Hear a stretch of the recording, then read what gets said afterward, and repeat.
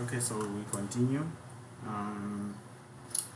So now we come to question 7. Okay, so let's try to solve question 7. So 7 is x e raised to power squared dx. So this one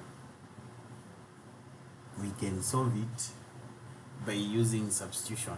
So how do you know? The problem is, how do you know which method to use? Yeah, so that's what we have to discuss now. How do you know that, okay, here I'm supposed to use quotient rule, so here I'm supposed to use substitution. Okay, so if you see here, you look at the powers of x. So we have x. If the difference of the powers of x is 1, you know that you are supposed to use substitution method. So here, x here and the x here has a power of 1 and this x here has a power of 2. So the difference here, 2 minus 1, is just 1. So if you see that the difference is 1, you know that you're supposed to use what is substitution method. Yeah, so there has to be a difference of 1. So here, even here, you can see from question 2, x to the power 4, and then inside you have sign x to the power 5. So the power of x here is 5, the power of x here is 4. So 5 minus 1, 5 minus 4 is 1, so the difference is 1, meaning here we know that we use substitution method. So yeah, we use substitution method. Here we use quotient. Same applies here, we use quotient. Even here we can use quotient rule. You can't use partial fraction decomposition here. Yeah, you can't use partial fraction decomposition, but here we can use substitution. Can work because here power of x is 4, here power of x is 3, so the difference is 1. Okay, so that's how you know that here I'm supposed to use substitution, here I'm supposed to use by parts. So by parts we'll tackle it, but for now let's see how we use substitution method. So here there is x. So substitution method, you get the highest power. So you get the highest power. What's the highest power here? We get the one x with the highest power. Let's say u. So you let it, let's say for example, equals to u. U equals to x squared. Okay? So you get a variable. It can be y, it can be z, anything. The one with the highest power. That's the one we get. Because when we differentiate it, it will have the same power as the one with the lower power. So that's the tricky part. So here you can't get this equals to u, because when you differentiate this, the power will become 3. It can't cancel with this one because the power now has become 3 and this one has power 5. You've seen. So we get the highest power, then reduce its power by differentiating, then find a way on how it can cancel out with this one so that our equation becomes way easy. So we say u equals to a variable with a higher power, which is x. Yeah. So if you differentiate u with respect to x, so this will be du. So if you differentiate this, we know differentiation. So differentiation x to the power n, this is same as n x n minus 1. So you are subtracting the power. First you drop the power, then subtract 1. Okay, so we drop the power 2, then we write x, then 2 minus 1, then 2 minus 1. So this is the dx. or others prefer writing it like this. Okay, so in case this can confuse you, nothing to be confused here, so let me rewrite. So you are differentiating u with respect to x, so we write du over dx. This is how you are differentiating u with respect to x.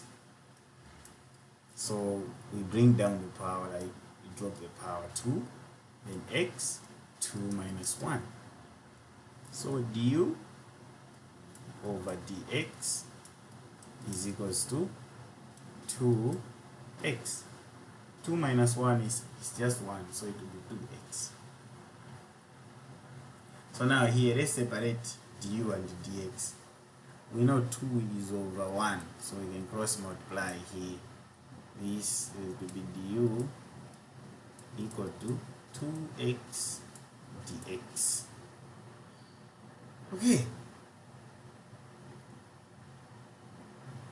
So now we make dx the subject. So we have dx here. So let's make dx the subject of the formula. So you have du equals to 2x dx. So we want dx to be the subject. So you divide by 2x. Even here, 2x. So this and this cancel out. So dx is equals to du over 2x. So when you do this now, in your original equation, this one, where there is dx, we remove it. We remove it. We remove dx and substitute with it du over 2x. So meaning it will be like this now. So write integral x e.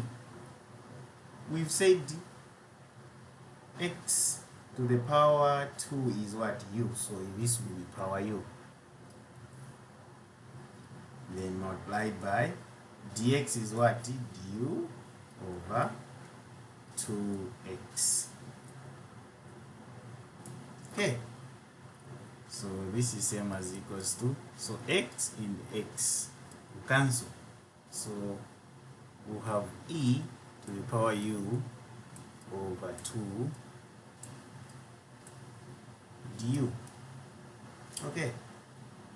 So this is same as equals to, we can take out the half since it's 1 over 2. So say 1 over 2 integral e to the power u du. So we know integrating e to the power u is same as e to the power u. Yeah, it's the same as e to the power ax. This one, since it is a coefficient, will just bring down 1 over a e to the power x ax. Okay. So if you are integrating e to the power ax is 1 over a e to the power ax. So now here the coefficient is 1. Coefficient of u is 1. So even if we write 1 over 1, it will be 1. So it will be just this one, e power u. Okay, so this is just the same as 1 over 2 e to the power u plus c, which is equals to half. Now we know u, the value of u. We have found the answer. So this is the integral. Now we bring back what was originally there. U is what? X plus c. So this is your answer.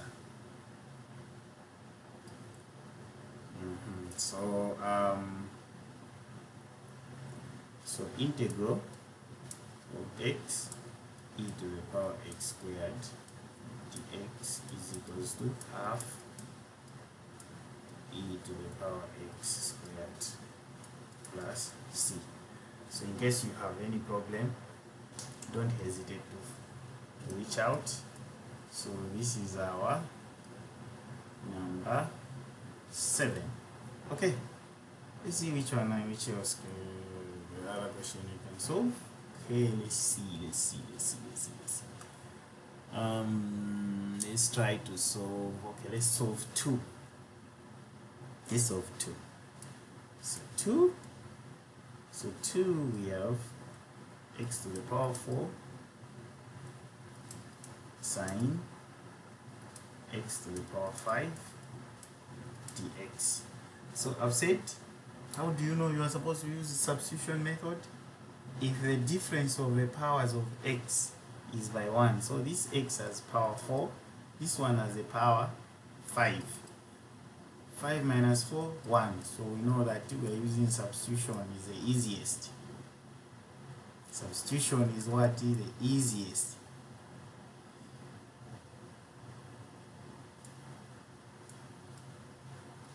Okay, the difference is 1. So now let's rewrite it. So x to the power 4 sine x to the power 5 dx. So those who remember, I've said you say u equals to x with a higher power. X with a higher power, don't forget. So which one has a higher power is this one, x to the power 5. Okay, then you differentiate u with respect to x. So let's say du dx is equals to, so differentiating, you bring down the 5 and then subtract power. So it will be 5x 5 minus 1. So du dx is equals to 5x to the power 4. Okay, x to the power 4. Next, let's make dx subject to the formula. So you cross multiply du multiplied by 1, it will be du is equals to 5x to the power 4 dx. So we want dx to be subject, so you divide by 5 x to the power 4, even this side 5 x to the power 4. So meaning dx is equals to this, and this will cancel out, equals to du over 5x to the power 4. Okay, so now we go back to our equation where there is dx, we substitute du over 5x to the power 4, and then highest power, we know u is represented by this, so let's rewrite this. So we know this is the same as integral x to the power 4 sine, we are not writing x to the power 5 because we've said u is equals to x to the power 5, so sine u multiplied by, so it's du over 5x to the power 4. So this and this cancels out, so we'll say this will be 1 over 5, just take 1 over 5 outside, integral sine u du. Okay, so this is 1 over 5. Integral of sine u is negative cos u plus c. So this is 1 over 5, negative here, cos u plus c. And then we substitute now, put it in the original value, negative 1 over 5 cos, what is u originally? X to the power 5 plus c. Okay, that's our answer. So integrating x to the power 4 sine x to the power 5 dx is equals to negative 1 over 5 cos x to the power 5 plus c. Okay, so this is your answer. So hope you guys are following. You need to be understanding these things. Why are we rating u equals to this? I've explained. So u which one do you set equals to u? Higher power. So higher power of x. How do you know you are supposed to do substitution here? By knowing if the difference of between the variables, so you have a variable x and x, so you take the difference of their powers. If the difference is 1, you know that you are supposed to use substitution method. Okay, so this one I think we'll cut it here and we'll continue in the next video. Thank you for watching.